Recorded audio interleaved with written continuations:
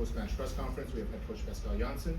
If you have any questions, please raise your hand. We'll get started with Mo, followed by Scott, then Mark. Hi, Coach. I'm honored with the exchange.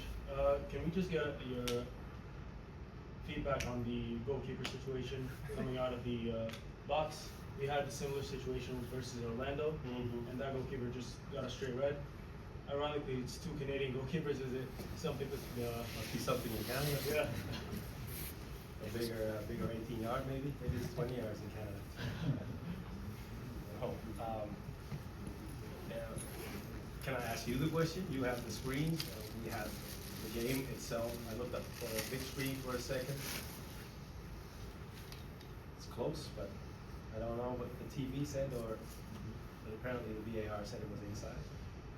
You have to deal with that. It is what it is. Yeah, stick with VAR. Yeah, that's why it's in the game, and that's what we have to accept.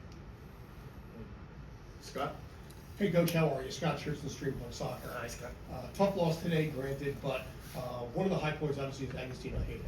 Can you talk about his growth this season versus say last year going forward? Thanks. I think this game shows a glimpse of how much he's grown and still has to grow. His goal is phenomenal. From a game plan perspective, the execution was top in this moment. But overall, you see how Trapo has started this season. You can only be very happy for him and happy for the team, because when he raises this type of level, then we all benefit from it. So I hope he continues.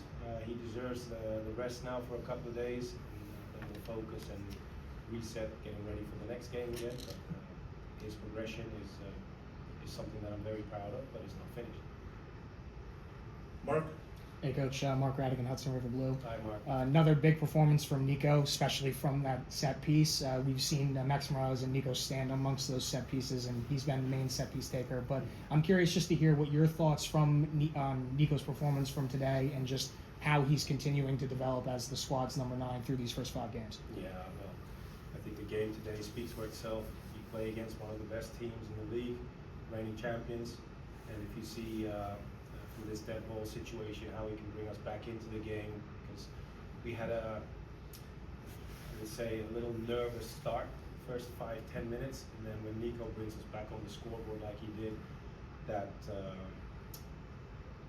a real statement of his quality and his personality. I see him obviously every day in training, working on these set pieces as well, so for me it doesn't come to a surprise. And then throughout the game you can see he gives them a big headache, how he plays, in the spaces he finds, how they connect each other, Maxi and himself. In the run-up play going towards the second goal also, you see the quality is there. So he's making a true statement in the beginning of this season, and I hope he continues with that plan.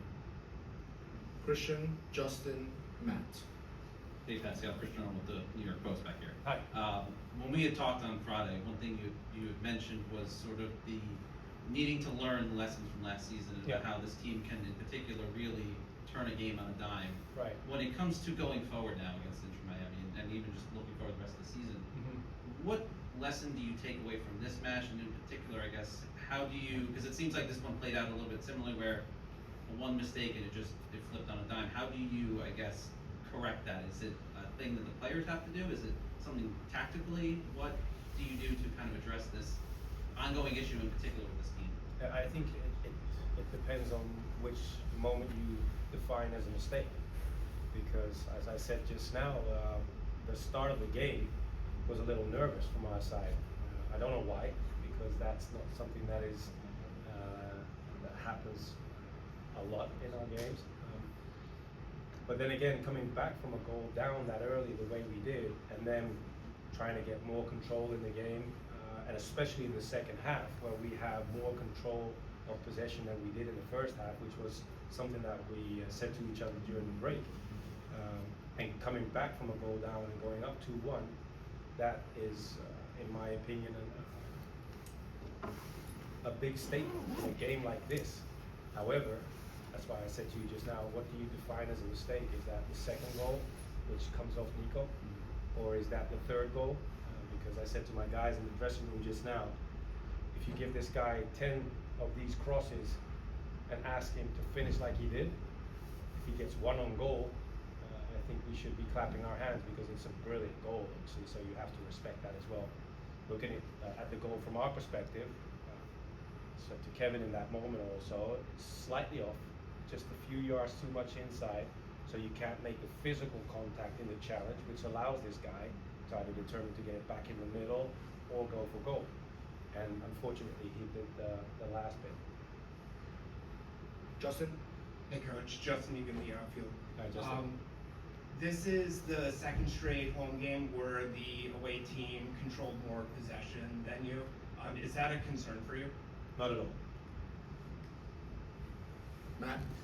Hey coach, Matt Magnuson, River Blue. Of course, lost again for Miami before today. You know, more one-sided scoreline today, a much closer game. So, what do you think was different today that you guys were able to keep it closer scoreline and more even game with Miami? Thank you. That's the interesting part. Looking at the games itself, you mean playing against Miami? Yeah. Yeah. Well, obviously Miami has great players. They have a great team, but so do we. Every game has its own story.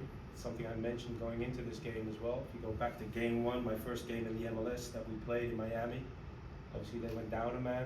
We went up 2-1 today, coming back from a goal down, but they still have the quality. And game 2 and 3 in the final, I mentioned today also, the second game in City Field it was. I think it was very competitive for 60 to 65 minutes. We should have got ourselves on the scoreboard first in that game with 2 massive chances with Nico and Thiago. And then the details again make the difference because we go with a 1-0 down into the dressing room at halftime.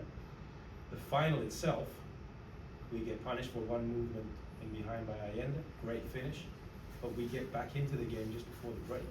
And then we're challenging them for the second goal.